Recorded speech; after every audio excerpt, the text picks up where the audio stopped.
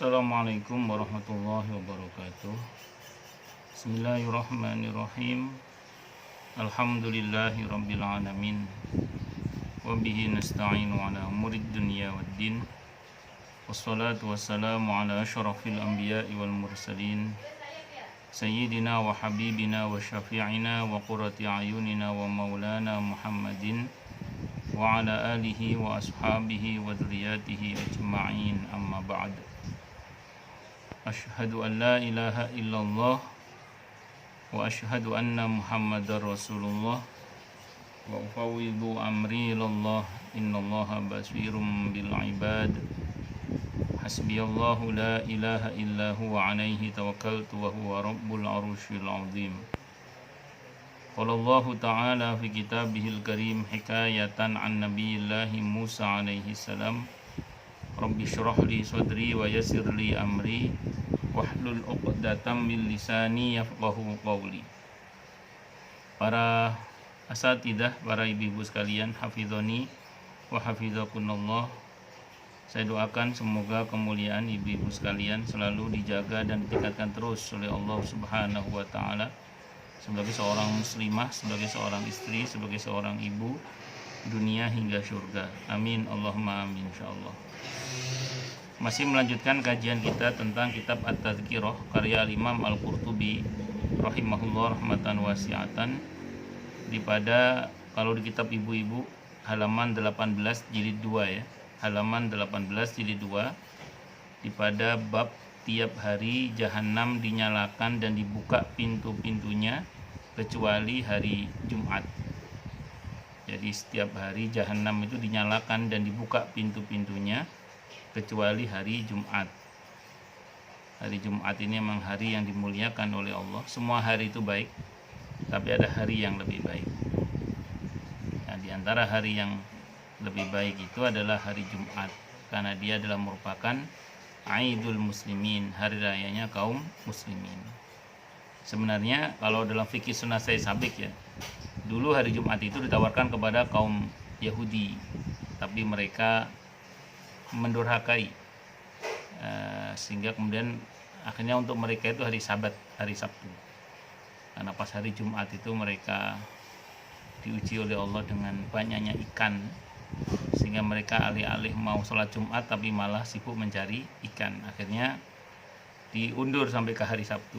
Ternyata masih bersikap begitu juga. Akhirnya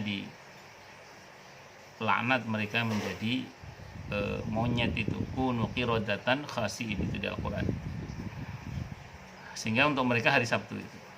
Orang-orang Nasrani juga sama, ditawarkan kepada mereka hari Jumat, cuman mereka juga gagal untuk menerima kemuliaan hari Jumat. Akhirnya mereka mendapatkan hari Ahad itu.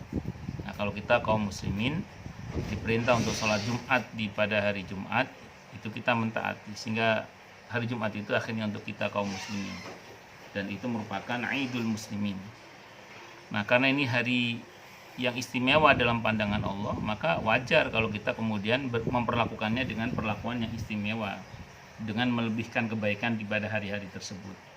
Makanya kemudian ada beberapa amalan-amalan yang secara khusus itu disunnahkan pada malam dan hari Jumat. Termasuk ada juga keutamaan-keutamaan di pada hari Jumat, terutama adanya waktu yang mustajabah. Waktu di mana kalau kata Syekh Al-Imam Hujjatul Islam Abu Hamid Muhammad bin Muhammad Al-Ghazali rahimahullah rahmatan wasi'atan, yang kalau kita berdoa kepada Allah pada waktu itu, sekalipun yang kita minta itu bersifat materi, itu langsung dikabulkan oleh Allah. Itu kalau bahasanya para ulama itu gitu. Nah, dan Nabi menjamin waktu yang mustajabah itu ada pada malam dan hari Jumat. Pada malam dan hari Jumat itu. Cuman memang beberapa hadis yang sahih menyebutkan besar kemungkinannya waktu itu adanya di pada waktu Jumat akhir ya, yaitu di waktu asar, di waktu Jumat. Cuman tetap saja waktu itu intinya satu, dirahasiakan oleh Allah Subhanahu wa taala. Makanya beberapa pesantren itu memberlakukan bagi para santrinya untuk lebih bermujahadah pada waktu malam dan hari Jumat. Kalau kita berdoa kepada Allah itu langsung cespleng, cepat dikabulkan oleh Allah Subhanahu wa taala. Sekalipun yang kita minta itu bersifat materi. Allahu Akbar. Abu Nuaim berkata, telah menceritakan kepada kami Sulaiman bin Ahmad Dia berkata telah menceritakan kepada kami Al-Husain bin Ishaq At-Tusturi. Dia berkata telah menceritakan kepada kami Ali bin Bahar. Dia berkata telah menceritakan kepada kami Siwar bin Abdul Aziz dari An-Nu'man bin Al-Munzir, dari Makhul, dari Abdullah bin Amr radhiyallahu anhuma, bahwa Nabi kita Muhammad sallallahu alaihi wa alihi wasallam bersabda. Apa sabdanya? Sesungguhnya Jahannam dinyalakan setiap hari dan dibuka pintu-pintunya kecuali hari Jumat. Sesungguhnya ia tidak dinyalakan di hari Jumat dan tidak dibuka pintu-pintunya. Hadis ini gharib. Gharib itu asing ya. Biasanya kalau hadis asing itu dhaif biasanya. Walaupun tidak semua hadis yang gharib itu dhaif. Sambil contoh ya, misalnya hadis tentang la salata li jaril masjid illa fil masjid. Jadi tidak sah kalau dalam mazhab Hambali, kalau dalam mazhab Syafi'i tidak sempurna bagi laki-laki yang bertetangga di masjid kok tidak sholat di masjid 5 waktu loh ya. Nah ini hadis ini ternyata gharib, asing bagi para ahli hadis. Tapi hadis ini masyhur di kalangan para fuqaha. Jadi asing di kalangan para ahli hadis, tapi masyhur di kalangan para fuqaha. Nah, jadi walaupun hadisnya dhaif, walaupun hadisnya gharib, tapi tidak selalu dhaif. Hadis gharib, contoh yang lain hadis yang gharib misalnya, man ayyara akhahu musliman bidzambin taba anhu lam yamut hatta yaf'alahu. Barang siapa yang menghina saudaranya sesama muslim dengan satu perbuatan dosa yang dia telah bertobat darinya, maka yang menghina itu tidak akan mati-mati sebelum melakukan hal yang sama. Itu hadisnya, kalau kata ini hadis riwayat At-Tirmidzi, hadis yang gharib. Cuman kata Imam Ahmad, makna hadis ini sahih karena bersesuaian dengan hadis sahih riwayat Abi Dawud yang mengatakan barang siapa yang melaknat saudaranya, maka laknat itu terbang ke langit sampai langit, dia dibanting oleh Allah ke bumi sampai bumi juga nggak mau terima, maka dia berputar-putar. Kata Allah, serahkan kepada yang dilaknat. Ternyata nggak pantas, kata Allah, maka kembalikan laknat itu kepada yang melaknat. Naudzubillahi minasyarri dzalik. Makanya semoga Allah selamatkan kita dari gemar melaknat ya. Amin Allahumma amin. Jadi hadis ini gharib dari Abdullah bin Amr radhiyallahu anhuma. Adapun nama Makhul tidak kami catat kecuali pada hadis yang berasal dari An-Nu'man. Karena alasan ini maka sholat nafilah sunnah apapun pada hari Jumat boleh dilakukan tepat tengah hari, sedang pada hari-hari lainnya tidak boleh. Wallahu a'lam bishawab. Ini yang namanya kalau bahasa sederhananya ini hadis walaupun gharib tapi maknanya sahih, karena nanti bersesuaian dengan hadis Nabi yang mengatakan bahwa sholat itu dilarang pada saat pertama matahari terbit, karena dia terbit di antara dua tanduk setan. Yang kedua pada saat matahari persis di tengah, karena pada saat itu neraka sedang dinyalakan, kecuali hari Jumat kata Nabi. Itu hadis sahihnya begitu, kecuali apa? Hari Jumat. Nah terus kemudian, dan pada saat matahari mau tenggelam setelah asar, yang setelah asar.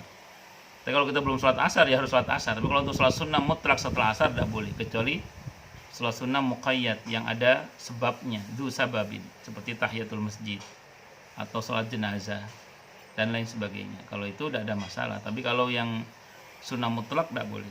Karenanya kemudian saya ulang sekali lagi, di tengah hari itu persis pada waktu matahari persis di tengah, namanya waktu istiwa namanya. Kenapa kok dilarang sholat sunnah mutlak oleh Nabi? Karena pada saat itu api neraka sedang dinyalakan, dan beliau mengatakan aukamakal, kecuali hari Jumat, itu yang sahih aukamakal.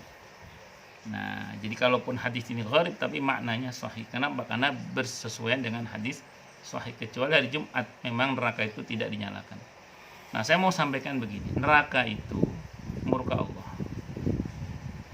Nah, surga itu rahmat Allah. Kalau Anda pernah baca hadis sahih tentang bulan Ramadan di mana pintu-pintu neraka ditutup, itu berarti murka-murka Allah ditiadakan. Dengan kata lain, Allah nggak akan murka pada bulan Ramadan itu. Dan kalau hari Jumat berarti dengan kata lain, Allah tidak akan murka pada hari Jumat itu. Itu kalau mau kita sederhanakan. Tapi nyatanya Ustadz, ada orang yang dimurkai di bulan Ramadan. Nyatanya mungkin ada orang yang dimurkai pada hari Jumat. Maka jawabannya sederhana saja. Kok Allah sudah menutup kemungkinan murkanya? Kok sampai ada hamba dimurkai oleh Allah pada bulan Ramadan? Kok pada hari Jumat Allah sudah menutup kemungkinan murka kepada hambanya? Kok hamba itu dimurkai oleh Allah pada hari Jumat? Na'udzubillahi min syarri dzalik. Berarti hamba itu yang kebuangan. Hamba itu yang kebuangan. Makanya kita ambil contoh sederhana aja ya. Kita punya orang tua yang sabar banget, atau ada guru yang sabar banget. Kok suatu saat orang tua kita itu marah, yang sabar banget itu, orang pasti ngomongnya gini, salah apa orang yang dimarah itu kok sampai membuat beliau marah? Salah apa murid-murid itu kok sampai membuat gurunya marah? Beda sama guru yang memang kerjaannya suka marah. Beda sama orang tua yang kerjaannya memang suka marah. Begitu marah orang malu ya sebenarnya penggawainya ngamuk. Tapi kalau orang jarang marah, sabar repol, kok kemudian suatu saat marah, pastinya ditanya itu kenapa orang itu sampai dimarahi. Kesalahan apa yang dia buat kok sampai guru itu marah, kok sampai orang tua itu marah. Maka ketika kemudian ada orang dimurkai oleh Allah pada bulan Ramadan, ada orang kok sampai dimurkai oleh Allah pada hari Jumat, itu pasti kebuangan tenang. Kalau mau kita teruskan, berarti hari Jumat itu hari yang sangat potensial untuk kita meraih rahmat Allah. Saya ulang, berarti hari Jumat itu adalah hari yang sangat potensial untuk kita meraih rahmat Allah semaksimal mungkin. Setiap hari potensial kita meraih rahmat Allah, tapi hari Jumat itu lebih lagi gitu loh maksudnya. Kayak setiap bulan kita potensial meraih rahmat Allah, bulan Ramadan itu lebih lagi. Itu maknanya itu seperti itu. Maka bulan Ramadan sepatutnya hari Jumat sepatutnya kita manfaatkan sebaik mungkin untuk meraih rahmat Allah Subhanahu wa taala. Semoga Allah rahmati kita semua, dan rahmat Allah kalau nanti di akhirat ya surga itu, karena surga itu rahmat Allah. Semoga kita min ashabil jannah. Amin. Allahumma amin. Insyaallah, mudah-mudahan.